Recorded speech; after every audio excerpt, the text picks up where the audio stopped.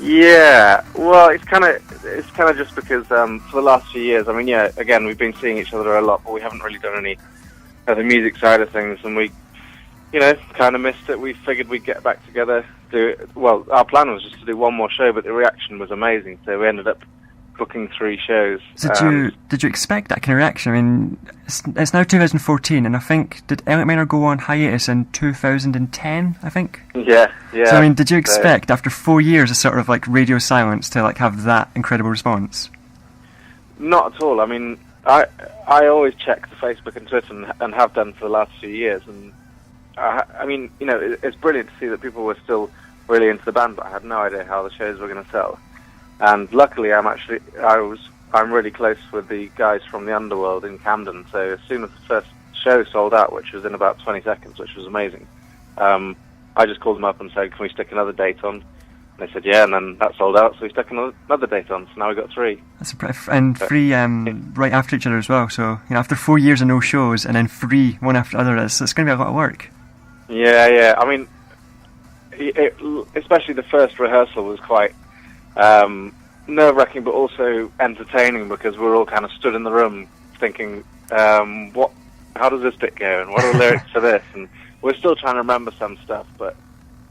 Is it not the sort of thing that sort of sticks with you? Is it like riding a bike? As soon as you start riding a bike again after 5 years, you sort of remember how to do it, or is it kind of like... No, I mean, it has come straight back to us, a lot of the stuff, but then as soon as you start thinking about the part or lyrics too much, you completely forget. So some of the parts might need a bit of crowd help singing along. So when you're asking the crowd to sing along, it's not to get them involved, it's because you don't know the words. Yeah. Well, we won't give that away though. But yeah, it is sounding brilliant. I mean, again, I was a little nervous about how it was going to sound, but rehearsals are sounding great, pretty good. That's excellent. That's great to hear. Okay, so you kind of said that, like, you guys have been keeping in touch, whatever, but you sort of decided to play music now. Is this kind of like a conclusion to Elliot Minor? Is this the end? Well, I mean, that was the idea, that we would, it'd be great to just do one more weekend. I know we never really had a final decision. It wasn't as if we said to fans we're going on a break. It just kind of... Yeah, it just sort of happened, didn't it? Kind of gradually. Yeah, it just kind of happened, and then everyone got really heavily involved in different stuff, and we don't all live in the same place. We're scattered across the UK. But, as we've got together for these gigs, we've, we could do stuff in the future. Again, there's nothing set in stone, so it's a bit frustrating when fans say, "Why didn't you tell us this?" or "What's happening in the future?" Yeah. We're just 5 guys who love playing music, and if we choose to play it in the future, I'd love to do that. Because, I mean, I've seen the response that, like, Elliot Minor has been getting over the past couple of weeks, or couple of months even. It's been, crazy, people tweeting, like, their bands that they want to support, and people were all these pictures of their posters and their CD collections and stuff that they've collected over the years. People are still really behind the band. I mean, is that itself not sort of like a reason to keep going in the future, make more music, do more shows? Yeah, it definitely is. I mean, we're just trying to... these shows are going to be absolutely amazing, and if after the show, I'm sure, some of us might want to do more. Maybe some of us can't do more because of the situation or where they're living or what, career they're involved in. But yeah, if we can work something out in the future, I'd definitely be up for that. So that's something you'd be happy to do, sort of revive Elliot? Yeah. But yeah, I've been amazed at the response we've got from fans, especially not only buying all the gig tickets, but we've released some limited merchandise, and there's fans all over the world buying it. Well, yeah, actually, sorry to interrupt. I was actually looking on your store this morning, and you've got this sort of like all the vinyls, like the singles with the B-sides and whatever, and a ton of them were sold out.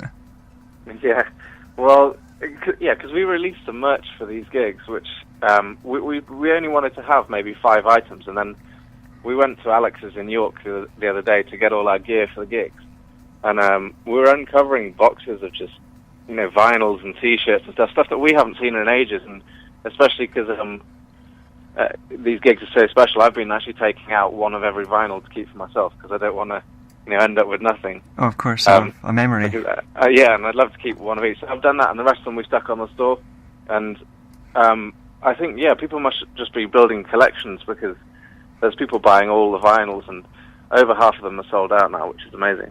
That's impressive, because, I mean, sort of bands who are going about, like, sort of, who are still actively making music and touring, they're sort of like an active band, even they are not selling as much stuff or having as much involvement as Elliot Minor is having, which is crazy. Yeah, I mean, well, that was always one of the things that we absolutely loved about our fans, was that they're so committed and so into the band, and, anything that's released, they want to be a part of it. Yeah. And obviously we want them to be a part of it, yeah. It's a great thing to see. Okay, so... Yeah. Last week or 2 weeks ago, I was actually having a chat with Alex from Amaryllis. Oh, yeah. Which is one of the bands who will be supporting you in your final show. Yeah. So for all three shows, or for most of the support acts, you actually let your fans choose the bands. Yeah, I mean, we had some friends that we really wanted to put on, like States and Empires and Winter Hours, Summer City, and then I figured, I don't know, we were getting so many band suggestions from fans, really, that I was trying to come up with a way to let the fans decide, and luckily, or coincidentally, I actually run a digital marketing company, so I set it all up on the Facebook page where fans could submit the band, and then after that you could vote for them.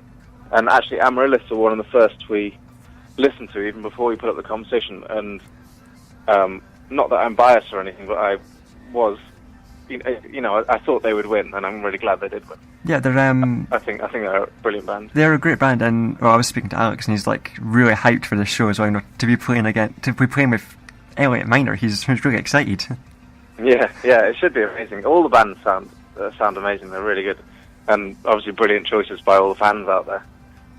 Absolutely, yeah. It's great. I've heard some of the bands, and it definitely sounds like it's going to be a good show. It's unfortunate that London is so far away.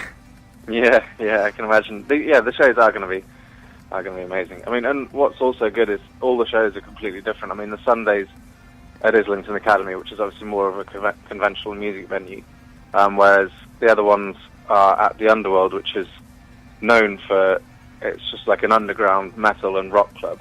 So and it's in Camden as well, and Camden's kind of like the home of that, isn't it, in London? Yeah. It's going to be a real kind of rock and party vibe to the Friday and Saturday. So is that the reason that you chose the Underworld? I mean, I know you had like connections and stuff, but could you have basically gone anywhere? I mean, are Elliot Minor still a sort of name that anywhere would have booked you, perhaps? Yeah, more or less. I mean, we had offers from the Forum in London, which is about 2,500 capacity, and Coco and all these kind of places. But we wanted to do something that, I mean, the idea was that if somehow it did sell out, we would just book another date. We'd rather do smaller shows, make it more of like a party, fun vibe, than do a big, just in one of the bigger venues. Yeah, this is great. I mean, the Underworld, and it's not that big capacity. Is it a couple hundred, I think? No, the Underworld's 500, yeah. Is it 500? Okay, it's bigger than I thought it was. Yeah, it's a brilliant venue. It's really low roof, kind of, it's not even a normal venue shape. The band kind of play in the corner-ish, and there's not usually a barrier, and it's going to be... So it's like a really intimate show. Yeah, really intimate, hot, just a rock show, yeah. Those are the best, aren't they? Yeah. So, okay, so what, for anybody who is listening to this and happens to be going to an Elliot Minor show, one which is going to be next week, what can you expect? Is it going to be like classic Elliot Minor, the hits and everything, or will you maybe have some sort of like some hidden gems in there, maybe something a little bit different? Well, I'd say as much as we love the second album, because it's more, we wrote it during the time when we're actually on the road, and the actual music itself, I don't know, I'd say I maybe prefer to the first album.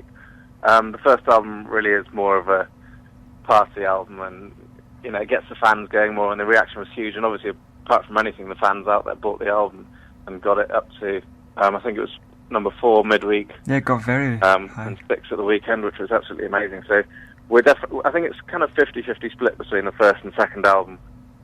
And yeah, I couldn't think which song I'm looking forward to playing the most.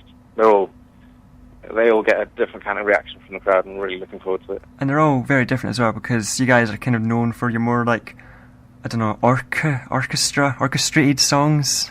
Yeah, I mean it's always a bit tricky when you are playing smaller venues, because especially in the bigger venues, we sometimes had, violins and cellos, and we would. You can make it a really cinematic and just a massive impact. Whereas in the smaller rock shows, it's harder to recreate that. But obviously, with Ali on keyboards as well, he does a lot of the string parts and the orchestration, so it should be more or less, replicated. I see, but obviously the fun about being like a live show is it's live, it's different, it's... Yeah. You've seen... No, I mean, we would never just stick... if we want to create sound live, we want to make it live. That's why Ali, I admire him for it. He's got a hell of a lot on his hands, because he's got to, recreate all the piano parts and the string parts and the synth parts. And it really fills out the backing of the tracks. It sounds awesome. That sounds great. I really wish I was going to one of those shows. Yeah, well, if you can make it, just let me know. Oh, well, yeah. You're welcome to come down. See what I can do. Well, Dan, it has been a pleasure talking to you.